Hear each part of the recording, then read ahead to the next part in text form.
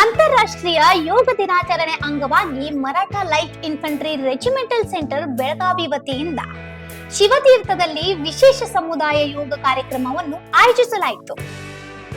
ಐತಿಹಾಸಿಕ ಮಿಲಿಟರಿ ಮಹಾದೇವ್ ಮಂದಿರದ ವಿಸ್ತರಣೆಯಾದ ಶಿವತೀರ್ಥದಲ್ಲಿ ನಡೆದ ಈ ಕಾರ್ಯಕ್ರಮವು ಯೋಗ್ ಫಾರ್ ಹೆಲ್ದಿ ಏಜಿಂಗ್ ಎಂಬ ವಿಷಯದಡಿ ನಡೆಯಿತು.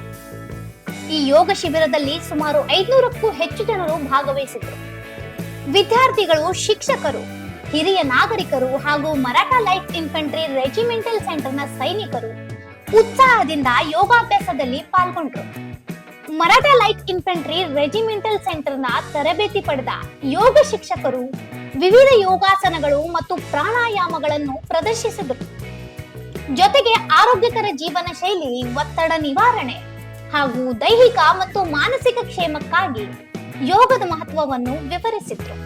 ಈ ಕಾರ್ಯಕ್ರಮವು ಸೈನಿಕರು ಮತ್ತು ನಾಗರಿಕರನ್ನು ಒಂದೇ ವೇದಿಕೆಯಲ್ಲಿ ಒಗ್ಗೂಡಿಸಿ ಆರೋಗ್ಯ, ಸೌಹಾರ್ದತೆ ಮತ್ತು ಸಾಮುದಾಯಿಕ ಏಕತೆ ಸಂದೇಶವನ್ನು ಸಾರಿತು.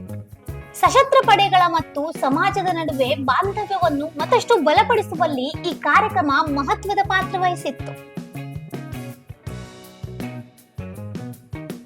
ಕಾರ್ಯಕ್ರಮದ ಕೊನೆಯಲ್ಲಿ ಆರೋಗ್ಯದಲ್ಲಿ ಒಗ್ಗೂಟ, ಆತ್ಮೀಯತೆಯಲ್ಲಿ ಏಕತೆ ಎಂಬ ಸಂದೇಶದೊಂದಿಗೆ ಯೋಗ ಶಾಶ್ವತ ಮೌಲ್ಯಗಳು ಮತ್ತು ಸಮೂಹ ಕಲ್ಯಾಣದ ಮಹತ್ವವನ್ನು ಪುನರುಚ್ಚರಿಸಲಾಯಿತು.